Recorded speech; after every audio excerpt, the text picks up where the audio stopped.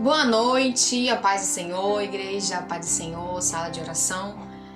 Meu nome é Danila Pagung Vasconcelos e hoje eu estou aqui na minha sala, da minha casa, juntamente com minha família, e quero convidar vocês a estar ouvindo um pouquinho sobre esse avivalista que eu vou falar um pouquinho hoje para vocês. Um grande homem de Deus que deixou ser usado por ele, que buscou ele, né? E me impressionou muito. Como sabem, né, o povo da sala de oração sabe que foi um sorteio. Cada um pegou os seus avivalistas, assim como a gente já viu vários no decorrer desse tempo. E eu acredito que Deus escolheu esse avivalista para falar o meu coração. E eu tenho fé que vai falar o coração de vocês também. Amém? Nós vamos falar hoje sobre o avivalista Charles Haddon Spurgeon. Ele nasceu em 19 de junho de 1834 em Caveldon. Ele é o primogênito de 16 irmãos. Os seus pais eram John Spurgeon e Eliza Jarvis. Jarvis. Ele foi batizado em 3 de agosto do mesmo ano que ele nasceu. Então, mais ou menos antes dele ter 2 meses de vida, o avô dele, que era o pastor congregacional James Spurgeon, o pai do pai dele, né, batizou ele. Em agosto de 1835, quando ele estava com 1 ano, os pais dele tiveram que ir para um outro local, em Colchester. E aí eles acharam melhor deixar ele com o avô, esse pastor congregacional, e para poder eles se estabilizarem melhor e depois levar ele com eles, né? Então ele ficou com o avô dele até os seus 5 anos. Neste período, ele, como o pastor disse essa semana na ministração dele, ele não gostava muito de brincar, ele achava melhor ler. Ele gostava muito de ler. E com 5 anos ele já tinha lido vários livros da biblioteca do avô dele. Eu acredito que, como a gente aprende, que os filhos ou os netos com quem a gente convive aprendem muito com o que o seu pai ou o seu avô ou a pessoa que está convivendo faz. Eu acredito por ser o avô dele ser pastor, então ele lia bastante, né? Ele buscava bastante a palavra de Deus. E isso influenciou muito, eu acredito que isso influenciou muito na vida de Charles. E com 5 anos ele já tinha lido vários livros, né, assim como eu disse. E um dos livros que ele levou para o resto da vida dele foi o Peregrino, em português, né, que é de John Bunyan. E ele levou para o resto da vida, para o resto da sua vida, esse livro.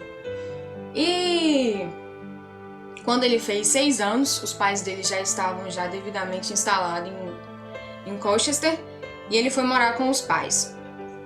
E quando ele estava com mais ou menos 10 anos, eu vou falar que ele recebeu uma profecia, né, de um pastor chamado Richard Knill, que falou que ele seria um grande pregador, que ele iria levar o evangelho a muitas multidões, a grandes multidões. E ele ficou impressionado com isso. Ele ficou, acho que igual a gente, ainda mais criança, né, com 10 anos, e ouviu uma história dessa, e uma criança que já tinha lido vários livros de grandes escritores. Então isso deixou ele muito impressionado. Até 1848, e ele estava com mais ou menos 13, 14 anos, ele estudou em Colchester, né? E a partir daí ele mudou para Newmarket para continuar seus estudos. Nesse período, de 1448 e 1850, ele estava mais ou menos de 13 anos a uns 15 anos e meio, 16 anos. Ele ficou passando esse período com muita dúvida. Ele achava que ele não era um crente de verdade, que ele não era fiel a Deus. Ele tinha uma grande convicção dos pecados dele. E isso deixou ele muito amargurado. E aí, mesmo ele sendo criado, né, por uma família cristã, e todo mundo ensinando ele o caminho correto, que se devia andar, e ele ainda achava que ele não era um devido cristão. Quando foi em janeiro de 1850, ele com 15 anos e meio, porque se ele é de junho, né? Ele estava com 15 anos e meio, mais ou menos. Ele foi numa reunião matutina de uma igreja congregacional em Colchester. E aí ele foi lá para buscar a paz interior da sua alma, que estava perturbada. E quando ele estava indo embora, ele acabou se deparando com uma grande nevasca. E ele teve que parar numa capela de metodista primitivo. E aí, por causa disso, ele acabou entrando nessa capela. Quando ele entrou, ele reparou que não tinha nenhum pregador. E aí, como não tinha nenhum pregador, um membro da igreja, dessa capela, resolveu ir ministrar a palavra, pregar a palavra. E nessa pregação, esse membro, ele vai citar um versículo e que ele ministra sobre esse versículo. E esse versículo está em Isaías 45:22, parte A. Olhai para mim e sereis salvos, vós todos os termos da terra. E esse membro, ele foi usado por Deus, ele bateu na tecla. E isso gerou no coração de Charles uma grande fé e um grande arrependimento. E ele olhou para Jesus. Assim como na Bíblia, como esse membro estava ministrando, ele fala sobre olhar para Jesus, ele entendeu. Mesmo que ele já tinha talvez ouvido isso antes, porque ele cresceu ouvindo a palavra de Deus, lendo sobre nosso Deus, né? Então isso ele despertou no coração dele. E aí ele se arrependeu de coração mesmo e colocou que Jesus, o Senhor, era o único caminho dele, que é quem ele deveria seguir. E assim ele foi salvo. Após essa conversão dele, ele estava de férias em Colchester e ele volta para Newmarket, para os estudos, certo? 4 meses depois que ele se converteu, ele foi batizado pelo pastor da igreja batista de Isleham, no rio Lark. Oi, gente, peraí. É Danilo do futuro aqui, tá? É porque depois que eu vi o vídeo, eu fui ouvir. Ele foi batizado 2 vezes? Eu acho que é isso mesmo, porque eu pesquisei e eu não consegui achar em outro lugar que fala que ele foi apresentado. O avô dele batizou ele com quase 2 meses de vida, e aí com 15 para 16 anos ele foi batizado de novo. Então, eu não sei, eu pesquisei e eu só achei isso daí. E aí, se gerar a dúvida no coração de vocês, tá na minha também. Mas, voltando ao vídeo, tchau!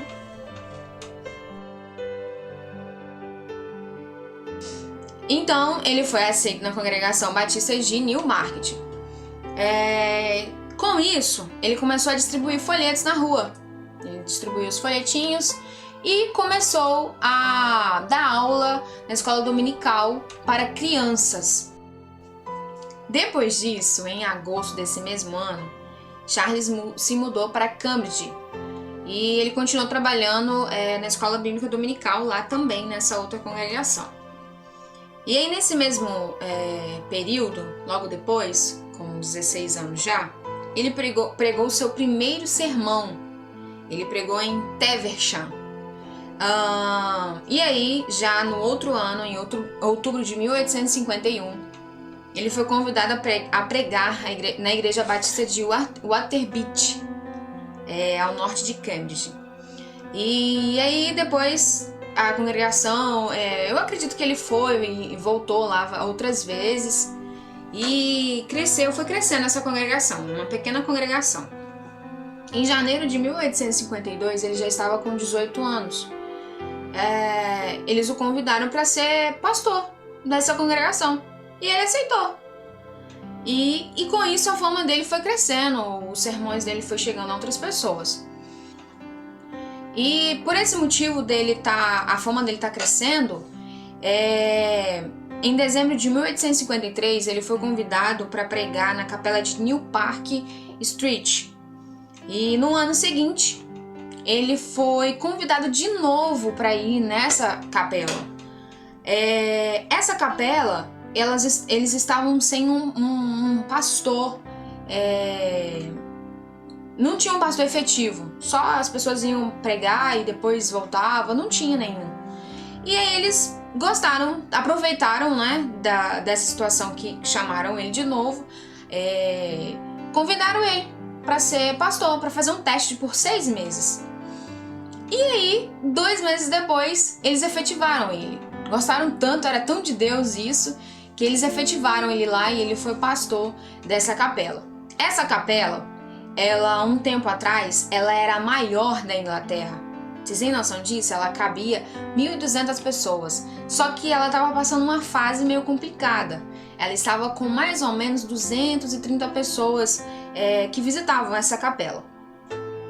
Ela era localizada numa área metropolitana e ela ficava em Southwark. Acho que é assim que fala, sou muito boa de inglês. E aí, eu vou mostrar aí uma fotinha dessa capela. É uma fotinha que eu achei na internet e vocês vão estar vendo como que ela era. Cabia 1.200 pessoas, tá, gente? Mas só iam 200 e poucas pessoas nessa capelinha, nessa igreja. E aproveitando que vocês estão vendo essa imagem, eu vou falar um relato de Spurgeon, que ele falava assim que no início eu pregava somente a um punhado de ouvintes. Contudo, não me esqueço da insistência das suas orações. Às vezes parecia que eles rogavam até verem a presença de Jesus ali para abençoá-los. Assim desceu a bênção, a casa começou a se encher de ouvintes e foram salvas dezenas de almas. Meu Deus, o poder da oração, né, Beth? E aí, depois disso, ele começou a agitar Londres. Alguns o criticavam, normal, né, gente? Nem Jesus agradou a todo mundo. Falava que ele era muito teatral, ou falava que ele era caipira ou vulgar. Cada um com suas ideias sobre esse homem de Deus. E ele começou a ser colocado em dúvida pelos seus colegas batistas. E eles teve uns que ousaram a publicar em jornais com oposição a ele. E só que até isso estava chamando a atenção dele, que as pessoas estavam comentando que há muito tempo, desde George Whitefield ou John Wesley, Londres não era tão agitada por um reavivador. Olha que benção, gente, eu chego a arrepiar. E olha só, eles criavam caricaturas, ou zombando da pregação dele, ou elogiando ele, né? E assim ele foi crescendo. E vocês lembram que a capela tinha 1.200 lugares, mas iam só 200 e poucas pessoas? Pois é, estava cheia.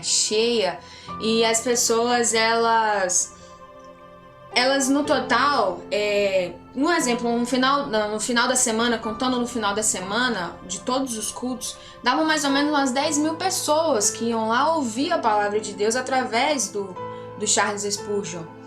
E as ruas perto da igreja ficavam intransitáveis, era muita gente. Aí eu achei uma foto, ou na verdade é um desenho, de mais ou menos, eles colocaram lá que é esse período de 1858. Gente, lotado. Se era isso, meu Deus do céu, eu não consigo imaginar. Acho que eu nunca fui num lugar assim, numa capela, numa igreja com tanta gente. É muita gente. Imagina o quanto esse homem era usado por Deus. E como vocês viram, né, essa imagem, eles decidiram então aumentar. Mas aí pensaram melhor e falaram, não, vamos aumentar, vamos colocar, vamos fazer um grande tabernáculo. E aí foi colocado de tabernáculo metropolitano, com capacidade para 12.000 ouvintes. Gente, é muita gente, meu Deus do céu! E aí, eles começaram, vamos fazer, e fizeram. Em 25 de março de 1861, ele foi inaugurado. Sabe quantos anos tinha após ele ter começado a ser pastor dessa capela, tinha só 7 anos. 7 anos depois que ele começou a ser pastor dessa capela, que Deus o colocou ali, ele já tinha inaugurado esse grande tabernáculo. E ele ainda assim pedia para as pessoas de 3 em 3 meses para ficarem em casa. Essas pessoas que estavam ouvindo a palavra todo dia, toda vez que tinha um culto, estava lá, sem faltar, ele pedia a essas pessoas de 3 em 3 meses para ficarem em casa, para outras pessoas, para poder ir nesse tabernáculo para ouvir a palavra de Deus. Gente, vocês têm noção disso? É muita gente. Eu imagino que muitas pessoas iam de fora para poder ir lá porque estavam ouvindo falar dele. E aí eu achei uma foto desse tabernáculo. Ela deve ser, ele está lá na descrição que ela é atual. Vocês estão vendo aí. E toda bonitona aí, ó. Que chique. E aí, com o passar do tempo, Charles Spurgeon se tornou uma celebridade mundial. Ele era convidado para pregar em outras cidades, em outros países. E ele ia. Ministrava de 8 a 12 vezes na semana. E aí, segundo a biografia dele, nessas visitas, nessas ministrações que ele ia, o maior auditório que ele pregou continha exatamente 23 mil pessoas, 654. Vocês têm noção? Eu não tenho noção, não. E aí lotou o The Crystal Palace de Londres no dia 7 de outubro de 1857. E aí ele ministrou por 2 horas e essas pessoas ficaram lá ouvindo a palavra de Deus. Casou-se em 20 de setembro de 1856 com Susanna Thompson e teve 2 filhos, gêmeos não idênticos, Thomas e Charles. Tá aí uma fotinha dela. E aí eu vou falar um relatinho, aproveitar que vocês estão olhando para ela aí, falar um relato dela, para vocês terem uma noção de como que era a convivência deles, assim, acho que um pouquinho, né? Que eles faziam cultos domésticos sempre, que eram hospedados em um rancho das serras, que é um suntuoso quarto de hotel na cidade, e a bendita presença do Espírito Santo, que muitos crentes diziam ser impossível alcançar, eram para nós a atmosfera natural. Vivíamos e respirávamos nele. E ela fala isso. Eu não consigo imaginar, gente. Deve ser tremendo demais. Quem já sentiu a presença de Deus, pensa, você sentir sempre assim, rapidinho já ligou, igual Zena? Zena. Mas graças a Deus. Em 1855, juntamente com seu amigo editor e membro da capela, ele começou a publicar semanalmente seus sermões. E aí, além dele ministrar, ele começou a publicar. Esse amigo dele editava e aí eles iam imprimindo. No total, ele publicou 3.561 sermões. É muita coisa, meu Deus do céu. E o sermão dele, de número 537, com o título A Regeneração Batismal, pregado em 1864, foi o que mais vendeu individualmente quando Spurgeon era vivo. A demanda chegou a 300 mil impressões em uma semana. Meu Deus! E aí, além disso, ele publicou 135 livros. Isso no total de 40 anos dele de ministério, né? E os seus sermões, em 1892, já eram traduzidos para cerca de 9 línguas diferentes. Gente, esse homem alcançou realmente multidões, grandes multidões, pessoas que talvez ele nunca imaginava, lia a ministração dele, o sermão dele. E quando ele estava com seus 50 anos, ele já havia sido responsável pela fundação e supervisão de cerca de 66 instituições, incluindo igrejas, escolas, seminários, orfanatos, escolas pastorais, revistas e editoras, muitas coisas. Ele participou de muitas coisas. Ele realmente viveu para isso. Ele viveu para ajudar, para falar a palavra de Deus, para ser a diferença, né, gente? E isso é o que mexeu comigo. Foi muito rápido as coisas que aconteceram na vida dele. Ele começou a ler muito cedo, logo já recebeu uma promessa e ele buscou essa promessa.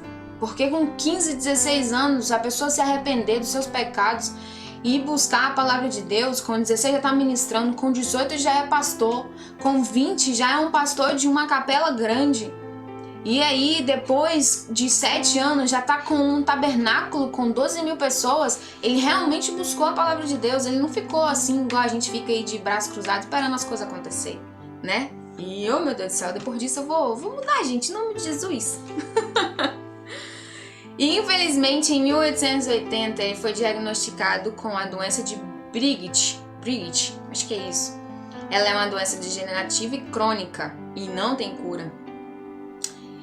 E um resumo assim de pessoas que ele batizou dá mais ou menos em torno de 14.692 pessoas e preparou centenas de jovens para o seu ministério. Em 7 de junho de 1891 ele ensinou pela última vez. Ele sempre foi pastor dessa congregação, que ele começou nessa capela, né, com 20 anos, e ele continuou até 1891, já com 57 anos. E aí, quando início do ano de 1892, em janeiro, ele faleceu, ele adormeceu. E aí, quando foi em fevereiro de 1892, milhares de pessoas compareceram ao seu culto fúnebre e eles liam a palavra que ele se converteu, que está em Isaías 45:22, né? E eles dizem, relatos falam que a Bíblia estava aberta no seu caixão nessa passagem e as pessoas iam lendo essa passagem. Porque eu acredito que ele sempre falava sobre isso, né? Ele batia na tecla. Porque se as pessoas sabiam disso, então ele mostrava aonde foi que ele se converteu, foi aonde que ele teve a visão de que era aquilo mesmo que ele queria fazer, que ele queria seguir.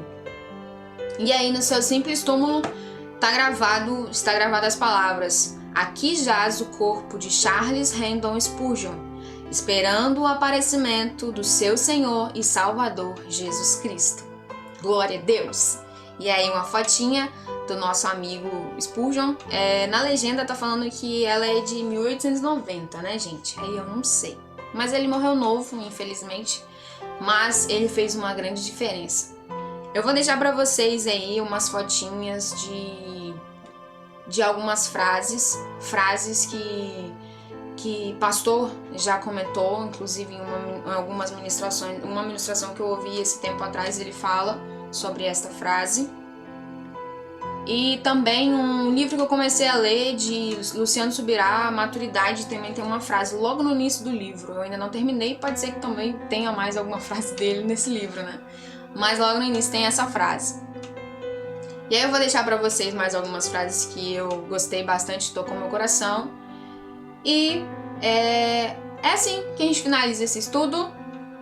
E que Deus abençoe a vida de vocês, que vocês possam ser tocados por essa grande experiência desse homem de Deus que se entregou para Ele de verdade, e que a gente possa aprender, que a gente possa ensinar aos nossos filhos que nós devemos buscar a Deus, que o único e verdadeiro caminho é Ele.